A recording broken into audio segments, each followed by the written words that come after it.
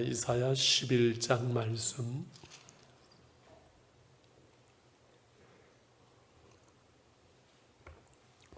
이미 우리가 내일 20장까지 갑니다만 이사야 11장 오늘 보고 12장 이번 주일날 또 이렇게 나누게 될 것 같습니다. 이사야 11장 이새의 줄기에서 한 싹이 나며 그 뿌리에서 한 가지가 나서 결실할 것이요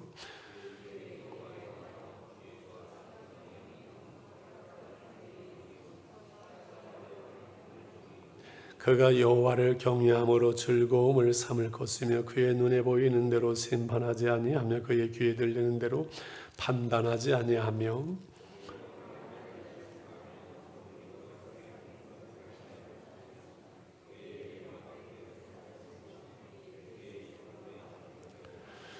공의로 그의 허리띠를 삼으며 성실로 그의 몸의 띠를 삼으리라.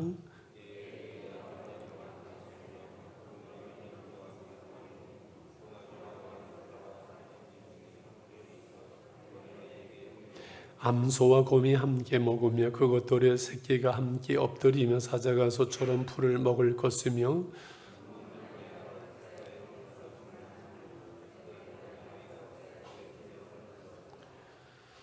9절 10절까지 읽겠습니다. 내 거룩한 산 모든 곳에서 해됨도 없고 상함도 없을 것은 물이 바다를 덮은 같이 여호와를 아는 지식이 세상에 충만할 것임이니라. 그날에 이새의 뿌리에서 한 싹이 나서 만민의 기치로 설 것이요 열방이 그에게로 돌아오리니 그가 거한 곳이 영화로우리라. 아멘. 하나님의 은사라고 말하면 교만한 것이 아니겠어요. 하나님이 저에게 이렇게 말씀의 은사를 주시는 것 같아요. 어제 우리 박성훈 목사님 장례식 갔다 와서 한 20분, 30분 정도 앉아서 오늘 이 말씀을 이렇게 하는데 성경에서 성경으로 쭉쭉 연결이 되면서 한 20, 30분 만에 이 말씀을 쭉 정리하고 준비하게 하셨는데 하나님의 은혜고 은사인 것 같아요. 한번 보시지요. 오늘 1절에 이새의 줄기에서 한 싹이 나며 그 뿌리에서 한 가지가 나서 결실할 것이요.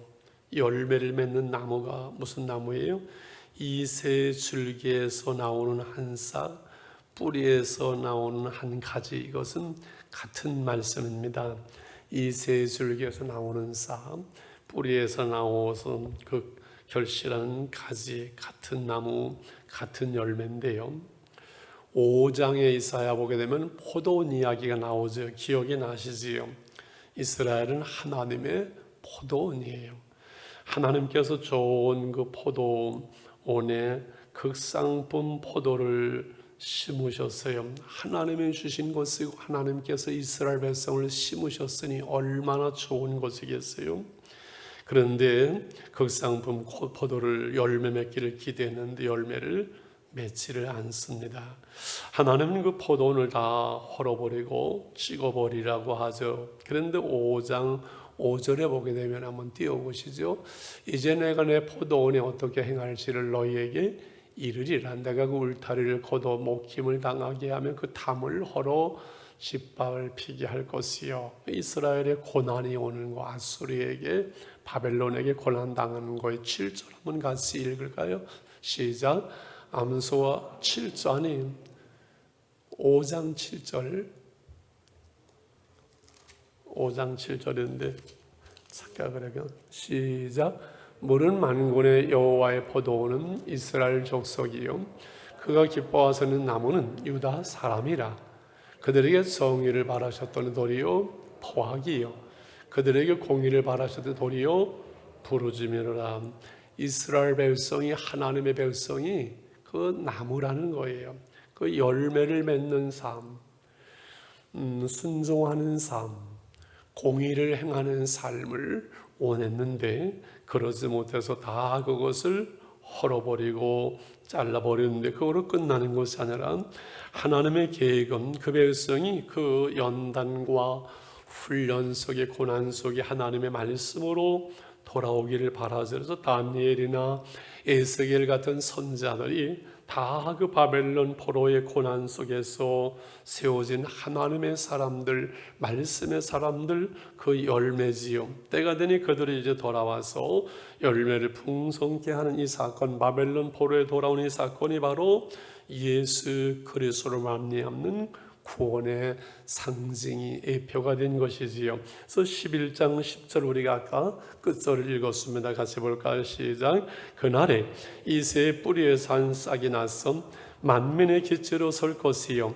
열방의 교회로 돌아오리니 그가 거한 곳이 영화로우리라. 그저 그들이 이제는 해방되어서 돌아올 때 그 사건을 그날에 이새의 뿌리에서 한 싹, 아까 1절에 말씀드렸죠. 이새의 그 뿌리에서 나오는 한 싹이 나서 만민의 기초로 온 백성들의 그 깃발로 설 것이고 열방이 그에게로 돌아오리니 그가 거한 것이 영화로우리라.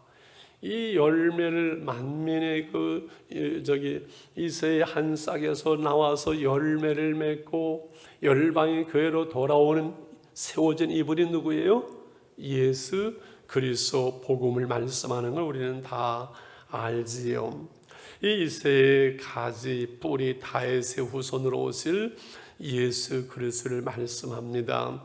육신으로는 작은 한 싹, 그죠?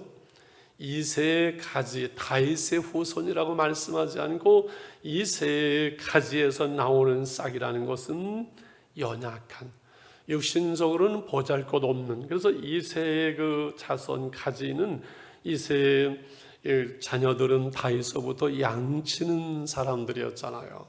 육신적으로 보면 아무 내세울 것도 자랑할 것도 없고, 그래서 누구도 그를 대단하게 여기지 않고 흠모할 만한 아름다운 것이 없었다고 이사야는 이사야 53장에서 좀 더 구체적으로 이새의 싹으로 오는 그분을 이렇게 말씀하지요. 같이 읽을까요? 우리가 전한 것을 누가 믿었느냐? 여호와의 팔이 누구에게 나타났느냐? 그는 주 앞에서 자라나기를 연한 순 같고 마른 땅에서 나온 뿌리 같아서 고운 모양도 없고 풍채도 없은즉 우리가 보기에 흠모할 만한 아름다운 것이 없도다. 그래서 이스라엘 백성들이 예수님을 받아들이지 못하고 나사렛에서 무슨 선한 것이 나오겠느냐, 그 예수를 구주로 믿지를 못한 거지요. 그래서 예수님의 모습은 연약한 한 싹 같고 죄인의 모습 같고 했지만 그분의 실상은 우리들의 구세주셨지요. 그 놀라운 사역, 그분이 예수 그리스도의 놀라운 사역으로 병든 자를 고치고 죽은 자를 살리고 세상 세를 다 사하고 사단의 계계를 다 무너뜨리고 승리하시는 그 놀라운 능력이 어디에서 오는가? 2절에서 이렇게 말씀을 합니다. 2절 같이 읽을까요? 시작. 그의 위에 여호와의 영 곧 지혜와 총명의 영이요 모략과 재능의 영이요 시식과 여호와를 경외하는 영이 강림하시리니 그의 위에 이새의 줄기에서 나는 한 싹 예수 그리스도, 그 위에 하나님의 지혜와 총명의 영, 모략과 재능의 영, 여호와를 경외하는 그 영이, 하나님의 거룩한 성령이 그에게 강림할 것을 이사야는 61장 1, 2절에서 좀 더 구체적으로 말씀하지요. 시작. 주 여호와의 영이 내게 내리셨으니 이는 여호와께서 내게 기름을 부으사 가난한 자에게 아름다운 소식을 전하게 하려 하심이라. 나를 보내사 마음 상한 자를 고치며 포로된 자에게 자유를, 갇힌 자에게 노임을 선포하며 여호와의 은혜의 해와 우리 하나님의 보복의 날을 선포하여 모든 슬픈 자를 이루하되, 은혜의 해와 하나님의 보복, 심판, 십자가, 복음은 늘 심판과 함께 가는 거예요. 받아들이지 않는 자에게는. 그래서 예수 그리스도로 말미암는 이 치유와 회복과 복음의 역사에 대해서 이사야는 700년 전에 자세하게 말씀하셨고, 이 말씀이 언제 성취되는가 하니 예수님께서 오셔서 해당해서 이 말씀을 기록한 것을 읽고 이것이 너에게 임했느냐고 누가복음 4장 18절서부터 이렇게 말씀합니다. 주의 성령이 내게 임하셨으니 가난한 자에게 복음을 전하게 하시니 내게 기름을 부으시고 나를 보내서 버려둔 자에게 자유를, 눈먼 자에게 다시 보게 함을 전파하여 눌린 자를 자유롭게 하고 주의 은혜의 해를 전파하게 하였음이라 하였더라. 책을 덮고 그 맡은 자에게 주시고 앉으시니 해당에 있는 자 다 주목하여 보더라. 예수님이 그 성경 이사야를 읽었을 때 그 다음에 이에 예수께서 그들에게 말씀하시되, 이 글이 무슨 글이에요? 이사야가 예수님께서 오셔서 향하실 그 사역, 성령이 임함으로 이루실 그 사역, 이 글이 이제 오늘 너의 귀에 다 응했는, 예수님이 오심으로 이사야의 이 말씀이 너에게 다 이루어졌느니라 이렇게 선포하시는 거지요. 이해가시지요?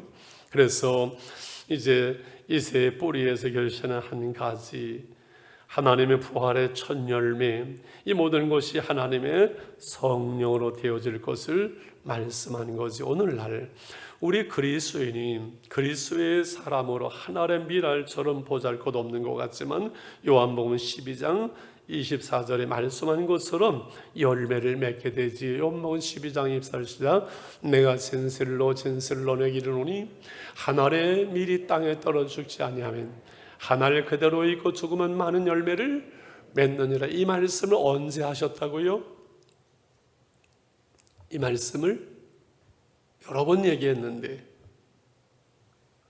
그 6월절에 대해서 이방인들이 예수님을 만나러 신청을 하고 올 때, 이방인들이 예수님을 만나러 올 때 주님이 이 말씀을 하면서 내가 하늘의 밀로 땅에 떨어져 죽지 않으면 하늘 그대로 있을 것이고 죽으면 많은 열매를 맺을 것이라. 그 헬라 사람이 오는 것을 보면서 복음이 헬라어로 기록되어서 전 세계에 열매 맺을 것을 주님은 보시면서 이 말씀을 선포하셨다고 여러 번 제가 얘기했습니다. 이 예수님의 복음의 열매는 이제 우리 가운데서 열매를 맺는 거예요. 그래서 예수님이 요한복음 15장 4절과 5절에서 이렇게 말씀하죠. 시작. 내 안에 거하라. 나도 너희 안에 거하리라. 가지가 포도나무에 붙어있지 아니하면 스스로 열매를 맺을 수 없은 것이 너희도 내 안에 있지 아니하면 그리하리라. 우리 그리스도인이 열매를 맺는 것은 내 노력과 애씀이 아니라 예수 안에, 은혜 안에, 말씀 안에 있는 것이지요. 16절에 풍성한 열매를 이렇게 말씀합니다. 시작. 너희가 나를 택한 것이 아니요 내가 너희를 택하여 세운 나니는 너희로 가서 열매를 맺게 하고 또 너희 열매가 항상 있게 하여 내 이름으로 아버지께 무엇을 구하든지 다 받게 하려 하심이라. 기도의 열매, 풍성한 열매, 너희가 열매를 맺으면 이로써 너희가 내 제자인 줄 세상 사람이 알리라 말씀했습니다. 우리가 이 풍성한 열매를 맺기 위해서 수고하고 노력하고 애쓰는 것이 아니라 주 안에, 은혜 안에, 성령 안에, 말씀 안에 거하는 삶, 순종하는 삶이지요. 하나님의 그 말씀대로 우리가 행함으로 말씀이 우리 삶 속에 열매를 맺는다고 이사야를 보면서 요즘 새벽마다 계속 말씀을 들은 요한복음 15장 9절 10절을 다시 한번 읽겠습니다. 시작. 아버지께서 나를 사랑하신 것 같이 나도 너희를 사랑하였으니 나의 사랑 안에 거하라. 내가 아버지의 계명을 지켜 그의 사랑 안에 거하는 것까지 너희도 내 계명을 지키면 내 사랑 안에 거하라. 주님의 사랑 안에 가지된 우리가 주님께 붙어 있어야 되는데 그 방법은 그분의 사랑 안에 거하는 것이고 그 사랑 안에 거하는 것은 말씀 안에 그의 계명을, 그의 말씀을 지켜 행함으로 그 사랑 안에 거하는 거예요. 그래서 예수님께서 이사야 11장 3, 4절에 쭉 보면은 예수님이 그 순종의 삶을 산 것을 말씀을 하지요. 공의로 가난한 자를 심판하고 정직으로 세상에 겸손한 자를 판단할 것이고 그 입에 막대로 세상을 쓰고 입술의 기운으로 악인을 죽일 것이고 공의로 헐띠를 삼아 성실로 그의 몸에 띠를 삼으리라. 주의 말씀에 온전히 순종하는 삶을 통해서 예수님이 이 땅에 하나님의 평강, 하나님의 나라를 이루는 삶을 말씀하죠. 그래서 6절에서부터 8절 지금은 예수님이 우리 안에 계시지만 그 예수님의 통치가 말씀과 성령 안에 이루어진 그날에, 주님 다시 오는 그날에 완전한 평화가 이 땅에 도래하는 것을 6절부터 말씀하죠. 시작. 그때 이리가 어린 양과 함께 살며 벼범의 어린 염소와 함께 누우며 송아지 어린 사자가 살찐 짐승에 함께 있어 어린 아이에게 끌리며 암소와 곰이 함께 먹으며 그것들의 새끼가 함께 엎드려 사자가 소처럼 풀을 먹을 것이며 젖 먹는 아이가 독살구멍에 장난을 젖된 아이 어린아이 독살굴에 손을 넣을 것이라. 완전한 평화가 주님 오심으로 그 땅의 그날에 이루어질 것을 말씀하지. 그래서 하나님의 나라는 먹고 마시는 성령 안에서 의와 평강과 희락이라고 말씀드립니다. 결론은, 문제는 오늘 우리의 삶 속에서 이렇게 풍성한 열매를 맺어야 되는데, 도적이 오는 것은 도적질라고 죽이고 멸망세우는 주님이 오고 양으로 우리로 생명을 얻고도 풍성하게 하려는 믿는데 우리에는 부족함도 많고 열매는 잘 안 보이는 것 같고 우리의 모습 속에 내놓을 것도 없는 것 같고 정말 부끄러운 삶의 모습이 오늘 우리 가운데 많지요. 주님은 마지막으로 말씀합니다. 이 비유의 말씀, 이 말씀 비유가 얼마나 좋은지 몰라요. 주님의 이 말씀이 없었다면 어떻게 할 뻔했을까? 누가복음 13장 6절서부터 9절 말씀입니다. 이 비유로 말씀하되 한 사람이 포도원에 무화과 나무를 심은 곳이 있더니 와서 그 열매를 구하였으나 얻지 못한지라. 어떻게 합니까? 포도원 지에 이르되 내가 3년을 와서 이 무화과 나무의 열매를 구하되 얻지 못하니 찍어버리라. 이에 어찌 땅만 버리게 하겠느냐. 그래서 늘 제가 3년만 은혜 생활을 좀 제대로 하자, 그 얘기를 늘 했었지요. 대답하여 이르되 주인이여 찍어버리소서. 내가 걸음주고 애썼는데 도무지 이 나무가 가능성이 없습니다 말하는 것이 아니라 같이 읽을까요? 대답하여 이르되 주인이여 금년에도 그대로 두소서. 내가 두릅하고 걸음을 줄이니 이후에 만일 열매가 열면 좋거니와 그렇지 않으면 찍어 버리소서 하였다 하시니라. 과일을 열매를 맺지 못해서 3년씩이나 오랜 세월 속에 그래서 찍어버리라. 다른 걸 심든가 해야지 땅만 버리지 않겠느냐. 그런데 그 과원지기가 나서는 거죠. 안 됩니다. 내가 다시 두릅하고 내가 다시 걸음을 주겠습니다. 한 번 더 기회를 주십시오. 그때 열매를 또다시 안 맺으면 찍어버리려면 지금은 안 됩니다. 사실 이 과원지기는 할 일을 다 했거든요.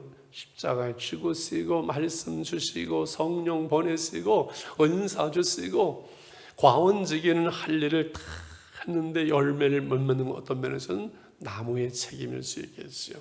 근데 내가 다시 두릅하고 걸음을 주겠습니다 하시는 주님, 그것이 우리의 소망은 거기에 있는 거지요. 포도원지기에 예수님 지금도 우리에게 은혜를 더하시고 은혜를 더하시고 다시 파고 걸음을 주겠다고 말씀의 때가 되면, 그래서 자식을 키우는 부모가 그런 말 하잖아요. 하도 속을 새기면 너희님들도 결혼해서 자식 낳아라. 그럼 부모의 마음 알고 부모의 심정 알겠지. 11장 9절 말씀으로 이렇게 결론을 맺으려고 합니다. 11장 9절 내 거룩한 산 시작. 내 거룩한 산 모든 곳에서 해됨도 없고 상함도 없을 것이니 이는 물이 바다를 덮을 것이 여호와를 아는 지식이 세상에 충만할 것입니다. 우리 찬송 부르잖아요. 여호와를 아는 지식이 바다 물 덮음같이 이 세상에 예수님께서 오심으로 나를 본 자는 하나님을 보았다 말씀하면서 예수 그리스도를 통해서 하나님을 아는 지식, 그것이 이 세상에 충만하거든요. 여러분, 하나님을 아는 것이 바로 나머지 신자를 아는 것이 바로 구원이라고 주님께서 말씀했어요. 그 복음으로 충만해서 하나님의 백성들이 하나님을 알고 하나님의 심정을 알게 되고 하나님을 경외함으로 그 말씀을 따라 살아가면서 풍성한 열매를 맺는 거지요. 오늘 말씀을 마치면서 그렇습니다. 나의 열심으로, 나의 수고로, 나의 인격으로 열매를 맺는 것이 아닙니다. 우리가 구원받아 하나님의 자녀 되는 것이 전적이 하나님의 은혜잖아요. 너희가 믿음으로 말미암아 하나님의 은혜로 구원을 얻는 이것이 너희에게서 난 것이 아니요 하나님의 은혜라고, 은사라고. 구원받는 것이 전적인 하나님의 은혜인 것처럼 구원받은 우리가 구원에 합당한, 복음에 합당한 삶의 열매를 맺을 수 있는 것도 내 힘과 내 노력이 아니에요. 우리는 말씀 안에, 성령 안에, 주 안에 가지된 우리는 나무의 주 안에 붙어 있으면 그 말씀과 성령이 우리 안에서 열매를 맺게 하는 것이고 주님을 닮아가게 하는 것이지 내 노력으로, 열심으로 열매를 맺는 것이 아니에요. 우리가 이 땅에서 행할 일은 주 안에, 말씀 안에, 은혜 안에 살려고 그 은혜의 자리, 말씀의 자리에 늘 나가는 것뿐이고, 때를 따라서 하나님은 성령으로 예수님의 그 놀라운 능력을 행하신 것처럼 우리가, 예수를 믿는 우리가 예수님처럼 이 땅에 살면서 주님을 닮아가고 풍성한 열매를 내놓을 수 있는 삶을 살 수 있게 하는 것, 주님의 은혜입니다. 대추가 어제 보니까 많이 열렸더만 또 엄청 많이 열렸어요. 이 거름을 좀 더 한번 줘야 되겠지요. 뿌리를 깊이, 보이지 않는 뿌리를 땅에 깊이 내리고 보이지 않는 그 수분과 영양분을 나무는 빨아들이고 하늘에서는 하나님이 햇빛을 주시고 그러므로 열매를 맺는 거예요. 그래서 옛날 노인들이 농사는 뭐라 그랬어요? 자식 농사라고 그랬고, 이 농사는 하나님께서 열매를 맺게 하시는 것, 심는 사람도 있고 물 주기도 하고 거름도 주지만은 그 열매를 맺게 하시는 분은 하나님이세요. 이것이 우리의 사실은 소망이에요. 내 노력으로, 내 인격으로 열매를 맺는다면 누가 하나님 앞에 열매 맺는 삶을 살아낼 수 있겠습니까? 하나님의 은혜로 되어지는 것. 나는 그냥 은혜의 자리에, 은혜 안에, 말씀 안에 그냥 거하면 되는 거잖아요. 그게 우리의 할 일이. 그래서 오늘도 기도의 자리, 은혜의 자리, 말씀의 자리 우리가 나왔고 아침마다 말씀을 묵상하면서 늘 말씀의 은혜가, 성령의 은혜가 우리 안에 흐름으로 우리가 나무된 주님과 가지된 우리가 붙어 있으므로 주님의 열매가 가지된 우리에게 맺히는 그것이 신앙생활에 올리고, 이사야는 이미 주전 700년 전에 이 사실을 정확하게 보았고 정확하게 성령으로 우리에게 말씀하시는 거지요. 오늘 어려운 시대를 살아가면서 코로나 위기 속에서 우리가 주 안에, 말씀 안에, 은혜의 자리, 기도의 자리, 말씀의 자리에 늘 머물므로 나도 모르게 그 열매를 맺는 걸 보면서 깜짝 놀라고 깜짝 놀랄 수 있는 그 풍성한 열매가 우리 가운데 있기를 원합니다. 할렐루야. 우리 335장 찬송 한 장 부르면서 말씀 붙들고 기도하면서 자유롭게 우리 기도하는 시간 갖겠습니다. 크고 놀라운 평화.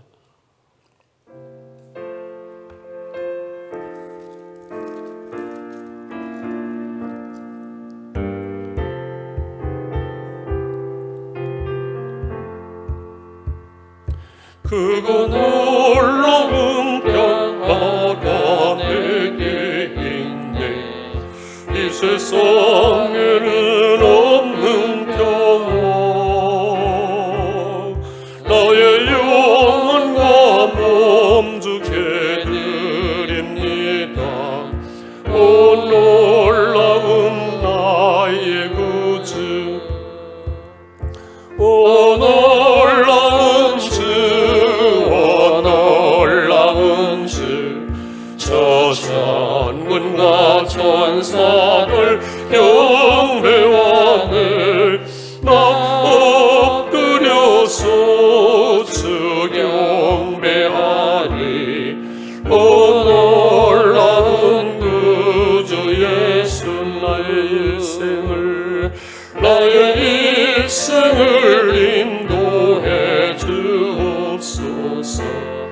나의 생각도 주관하사 주의 뜻대로 날 다스리옵소서.